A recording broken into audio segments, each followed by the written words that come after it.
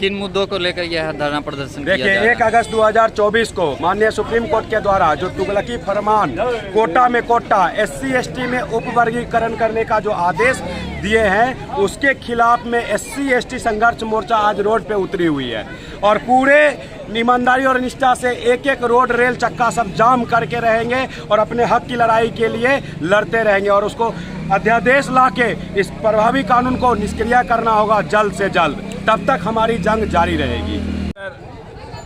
Collegium system पर जज का बेटा जज जरूर बन जाएगा, लेकिन SC ST जो चपरासी का नौकरी करेगा, रेलवे में गैंगमैन बनेगा, उसके अगली पीढ़ी को फिर नौकरी नहीं मिलेगी। ये वही जज फैसला सुना रहे हैं जिसके बाबा भी जज थे, बाप भी जज है और खुद जज है और आगे आने वाला उसका बेटा भी जज बनने के लाइन में खड़ा है।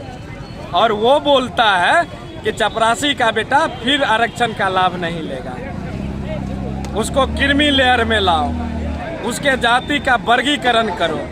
देश के अंदर, देश के संविधान में कहीं SC ST में वर्गीकरण की बात संविधान में लिखा नहीं गया, लेकिन ये लोग संकीर्ण मानसिकता के लोग वर्गीकरण की बात कर रहे हैं, क्रीमी लेयर की बात कर रहे हैं। तो ये घटिया मानसिकता के लोग केंद्र सरकार के इशारे पर इस तरह का फैसला दे रहे हैं। देश में उबाल आए और देश के अंदर SC ST OBC का जो आरक्षण मिला है, कमजोर वर्ग को आरक्षण मिला है, वो आरक्षण समाप्त हो जाए। ये एक साथ सोची समझी कुछ घटिया मानसिकता के लोगों का एक दिमाग है, लेकिन हम लोगों का स्पष्ट सोच है कि हम लोग आज जो बंदी में उतरे हैं, हम लोग का स्पष्ट कहना है पूर्व के भांति SC ST का आरक्षण पुनः बहाल हो और ये जज का बेटा जो जज बन रहा है वो बंद हो। उसके लिए जुडिशियली सर्विस, कॉलेजियम सिस्टम बंद हो, कॉलेजियम सिस्टम बंद हो और जुडिशियली सर्विस लागू हो और जुडिशियली सर्विस से जाके कोई भी हाई कोर्ट और सुप्रीम कोर्ट का जज बने।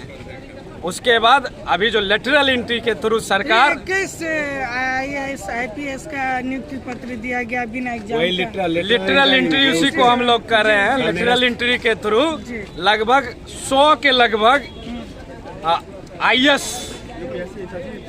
को सचिव लेवल का डायरेक्ट बहाली किया गया है। उसका हम लोग विरोध कर रहे हैं कि जब चपरासी अगर कोई है, अपने घर में एक नौकरी करने वाला है, उसके 5 बाल बच्चा, पति पत्नी, बाप माए है, तो उसको आरक्षण का लाभ नहीं मिलेगा।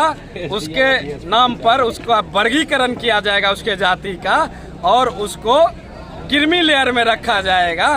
तो देश के अंदर ये गोरख धंधा चलाने वाले लोग का आज हम लोग बहिष्कार कर रहे हैं, पर्दाफाश कर रहे हैं। वैसे नेताओं का खुलेआम हम लोग विरोध कर रहे हैं जो हमारे फेंके हुए टुकड़े पर जीत के यहाँ से जाता है, हमारे वोट बैंक को ठग के वहाँ जीत के जाता है, उसके बाद अपने बाप के इशारे पर नाचता है। तो उसे नेताओं का भी हम लोग विरोध कर रहे हैं इस धरना प्रदर्शन के माध्यम से।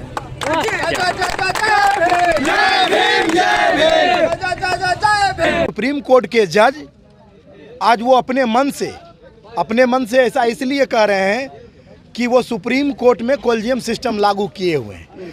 हमारे बहुजन समाज के लोग कॉलेजियम शब्द से अनभिज्ञ हैं कि कॉलेजियम सिस्टम है क्या।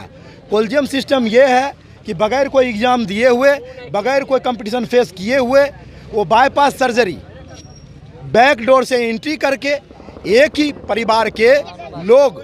अब आपके माध्यम से मैं अपने समाज को जागृत करना चाहता हूँ कि सुप्रीम कोर्ट में जज की संख्या 610 है और 590 जज ऐसा है जो एक ही परिवार के हैं।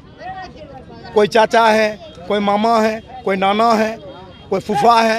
यानी कहने का मतलब है ये रिश्ता बताना इसलिए अनिवार्य है कि आपके चैनल के माध्यम से हमारे बहुजन समाज में ये मैसेज जाना चाहिए कि आप सुप्रीम कोर्ट में अगर न्याय की आशा रखते हैं तो न्याय का आशा रखना व्यर्थ है, क्योंकि जो आदमी एक विरोध कर रहा है उस कानून का, और हमारा जो समाज है वो गरीब गुरबों का समाज है, वो मेहनत कश इंसानों का समाज है, और उसको क्रश करने का काम कर रहे हैं। तो कहने का मतलब ये हुआ तात्पर्य कि अगर आप आशा रखते हैं कि हमें वहाँ न्याय मिलेगा तो न्याय मिलने वाला नहीं है।